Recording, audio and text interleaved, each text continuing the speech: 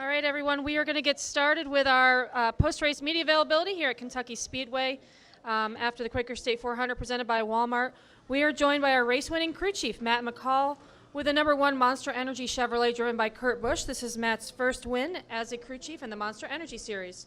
We will open up to questions. Please raise your hand. We will get a wireless mic. And we'll start right up here with Kelly in the middle. Kelly Crandall, Racer.com. So Matt, Thank you for calling it, by the way. No problem. Okay, go ahead now. When Kurt joined the team, he signed. He comes over to Chip Ganassi. He meets all the guys, and you all, get ready for the season. What did he say to everybody in terms of this season? I heard something along the lines of he stood at the shop in front of everybody and said, "We're gonna win. We're gonna be winners," and that kind of pumped this team up because it had been a while since you guys had been to victory lane. So, kind of, how did he change the attitude of this team right from the start? Yeah, I mean, he came in, and that was the goal from the very beginning. I think, and he has a lot of credentials, right? So when he starts talking, he tells you we're coming in, we're going to win. It's definitely a confidence booster for sure. And he's almost delivered, and he delivered today. So it's been pretty fun this first half of the season. I'm going to go in the far back to Mark.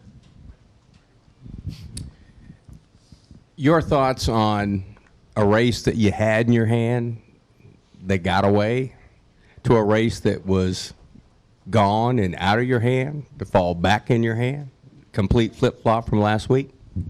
Yeah, I think you call that racing luck, right? Today's scenario worked out with the caution felt. I'm like, oh, no, we should have pitted. We're in trouble here. And it worked out at the end. I knew we had the car capable, and Kurt obviously can get it done. So when the caution came out, it just the seas parted and the Lord was with us because if you look at last week, we were on the wrong end of the stick there. Can I follow up on one of the things that surprised me when that yellow came out? I didn't realize you guys had quietly picked up 2 or 3 spots, and you actually had sort of gotten within shouting distance. And I thought, wow, this car's a lot faster than kind of snuck up on me, snuck up on a lot of people. Did you feel like, look, we had the fastest car at that point? I did at the end of the race because, it seemed like for everyone that that was doing 2 tires or fuel only, the balance seemed like it would go away quicker than ours was, and the 4 tires and our balance seemed to stay good for the long run. So I was pretty excited when the caution came out because I felt pretty good about where we were at speed-wise. We'll go to Jerry. Jerry Jordan, kickingthetires.net. On the box, did you talk to Kyle's crew chief at all? Were y'all in communication with the 42? Because he said he was committed to Kurt after the race. He was going to go with him no matter what. Yeah, they talked on the spotter stand. Derek and Tyler, they communicated there, and Kyle had committed to pushing him. Because, I think you've seen on the restarts, if you don't have some push, then it's kind of hard to pass. Come up here to the front. Matt, I'm Mark Story from the Lexington Herald-Leader. Walk me through what you're thinking those last 2 laps, what you're watching, just kind of what was going through your mind as all that was going down.